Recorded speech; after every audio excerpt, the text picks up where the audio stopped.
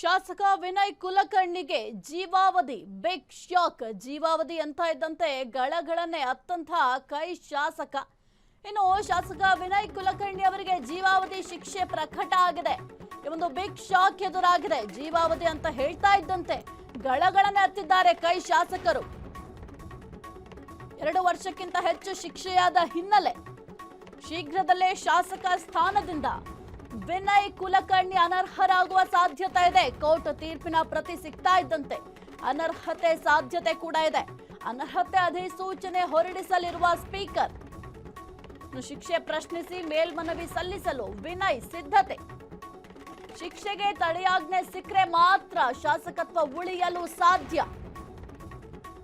ಧಾರವಾಡ ರಾಜಕಾರಣದಲ್ಲೂ ಇಲ್ಲೊಗ ಸದ್ಯಕ್ಕೆ ಅಲ್ಲೋಲ ಕಲ್ಲೋಲ. ಕಾಂಗ್ರೆಸ್ನ ಪ್ರಭಾವಿ ನಾಯಕನಿಗೆ ಜೈಲು ಶಿಕ್ಷೆ. ಕ್ಷೇತ್ರದ ಮುಂದಿನ ರಾಜಕೀಯ ಭವಿಷ್ಯ ಅಯೋಮಯ. ಶಾಸಕ ವಿನಯ್ ಕುಲಕರ್ಣಿಗೆ ಈಗ ಜೀವಾವಧಿ ಶಿಕ್ಷೆಯನ್ನ ಜನಪ್ರತಿನಿಧಿಗಳ ಕೋರ್ಟ್ ಪ್ರಕಟ ಮಾಡಿದೆ. ಇದರಿಂದ ಈಗ ವಿನಯ್ ಕುಲಕರ್ಣಿ ಅವರಿಗೆ ಢವ ಶುರುವಾಗಿದೆ. ಯಾಕೆಂತಂದ್ರೆ 2 ವರ್ಷಕ್ಕಿಂತ ಹೆಚ್ಚು ಪ್ರಮಾಣ ಶಿಕ್ಷೆ ಏನಾದ್ರೂ ಪ್ರಕಟ ಆದ್ರೆ ಅವರನ್ನ ಶಾಸಕ ಸ್ಥಾನದಿಂದ ಅನರ್ಹಗೊಳಿಸಲಾಗುತ್ತೆ. ಈ ಒಂದು ಶಿಕ್ಷೆ ಪ್ರಕಟ ಆಗಿರುವಂತಹ ಒಂದು ಪ್ರತಿ ಏನಿದೆ ಆ ಒಂದು ಪ್ರತಿ ಸಿಗ್ತಾ ಇದ್ದಂತೆ ಅನರ್ಹತೆಯನ್ನ ಮಾಡಲಾಗುತ್ತೆ. ಹಾಗಾಗಿ ಸದ್ಯಕ್ಕೆ ಢವ ಕೂಡ ಶುರುವಾಗಿದೆ. ಇನ್ನು ಧಾರವಾಡ ರಾಜಕಾರಣದಲ್ಲೂ ಕೂಡ ಈಗ ಅಲ್ಲೋಲ ಕಲ್ಲೋಲ ಸೃಷ್ಟಿಯಾಗಿದೆ. ಈಗ ಕಾಂಗ್ರೆಸ್ ಪಕ್ಷದಲ್ಲೇ ನಾವು ಗಮನಿಸ್ತಾ ಹೋದ್ರೆ 136 ಸೀಟ್ಗಳನ್ನ ಗಳಿಸಿಕೊಂಡಿದ್ರು ಕಾಂಗ್ರೆಸ್ನವರು. ಆದ್ರೆ ಅದರಲ್ಲಿ ಸದ್ಯಕ್ಕೆ ಇನ್ನು ಬಾಗಲಕೋಟೆ ಕ್ಷೇತ್ರ ಆಗಿರಬಹುದು, ದಾವಣಗೆರೆ ದಕ್ಷಿಣ ಕ್ಷೇತ್ರ ಆಗಿರಬಹುದು, ಇನ್ನು ಕಾಂಗ್ರೆಸ್ ಶಾಸಕರೇ ಸಾವನ್ನಪ್ಪಿದ ಹಿನ್ನೆಲೆ ಆ 2 ಕ್ಷೇತ್ರಕ್ಕೂ ಕೂಡ ಎಲೆಕ್ಷನ್ ನಡೀತು. ಶಾಸಕ ವಿನಯ್ ಕುಲಕರ್ಣಿ ಮುಂದಿನ ನಡೆ ಏನ್ ಹಾಗಾದ್ರೆ? ಶಿಕ್ಷೆ ಪ್ರಶ್ನಿಸಿ ಹೈಕೋರ್ಟ್ಗೆ ಮೇಲ್ಮನವಿ ಸಲ್ಲಿಸಬಹುದು. ಶಿಕ್ಷೆಯನ್ನ ಅಮಾನತಿನಲ್ಲಿರಿಸಿ ಜಾಮೀನು ನೀಡುವಂತೆ ಕೋರಬಹುದು. ಪ್ರಕರಣದ ತನಿಖಾಧಿಕಾರಿಗಳು ಇದಕ್ಕೆ ಆಕ್ಷೇಪಣೆ ಸಲ್ಲಿಸಬಹುದು.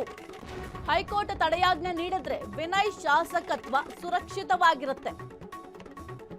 ಇನ್ನು ಶಾಸಕ ವಿನಯ್ ಕುಲಕರ್ಣಿ ಮುಂದಿನ ನಡೆ ಏನು ಅಂತ ನೋಡ್ತಾ ಹೋದ್ರೆ ಶಿಕ್ಷೆ ಪ್ರಶ್ನಿಸಿ ಹೈಕೋರ್ಟ್ಗೆ ಮೇಲ್ಮನವಿಯನ್ನು ಕೂಡ ಸಲ್ಲಿಸಬಹುದು. ಇನ್ನು ಶಿಕ್ಷೆಯನ್ನ ಅಮಾನತಿನಲ್ಲಿ ಇರಿಸಿ ಜಾಮೀನು ನೀಡುವಂತೆ ಕೂಡ ಕೋರಬಹುದು. ಪ್ರಕರಣದ ತನಿಖಾಧಿಕಾರಿಗಳು ಇದಕ್ಕೇನಾದ್ರೂ ಆಕ್ಷೇಪಣೆಯನ್ನ ಸಲ್ಲಿಸುವ ಸಾಧ್ಯತೆಗಳು ಕೂಡ ಇರುತ್ತೆ. ಹೈಕೋರ್ಟ್ ಏನಾದ್ರೂ ತಡೆಯಾಜ್ಞೆಯನ್ನ ಕೊಟ್ರೆ ವಿನಯ್ ಶಾಸಕತ್ವ ಆಗ ಸುರಕ್ಷಿತವಾಗಿರುತ್ತೆ. ಒಂದು ವೇಳೆ ಜನಪ್ರತಿನಿಧಿಗಳ ಕೋರ್ಟ್ ನೀಡಿದಂತಹ ಆದೇಶ ಸರಿ ಇದೆ ಅಂತ ಆ ಒಂದು ಆದೇಶವನ್ನ ಎತ್ತಿ ಹಿಡಿದ್ರೆ ಆಗ ವಿನಯ್ ಅವರಿಗೆ ಮತ್ತೆ ಈ ಒಂದು ಬಿಗ್ ಶಾಕ್ ಜೊತೆಗೆ ಅವರ ಶಾಸಕ ಸ್ಥಾನದಿಂದ ವಜಾ ಆಗುವ ಸಾಧ್ಯತೆಗಳು ಕೂಡ ಇದೆ.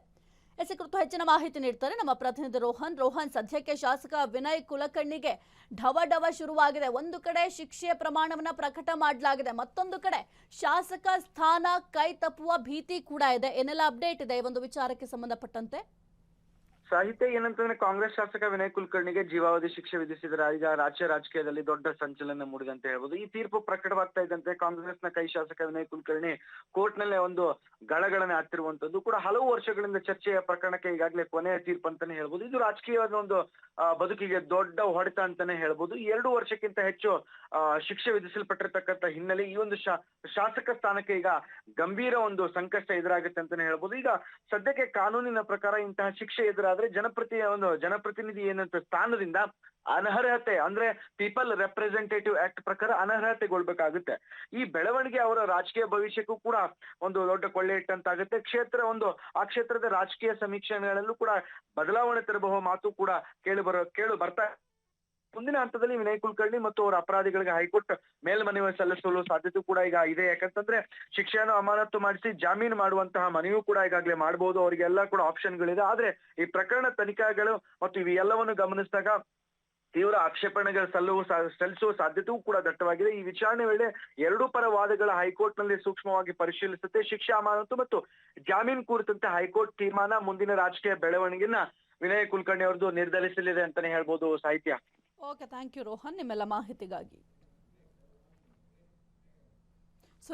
ಕ್ಷಣದ ಸುದ್ದಿಗಳಿಗಾಗಿ ಫ್ರೀಡಂ ಟಿವಿ ಸಬ್ಸ್ಕ್ರೈಬ್ ಮಾಡಿ, ಲೈಕ್ ಮಾಡಿ ಹಾಗೂ ಫಾಲೋ ಮಾಡಿ.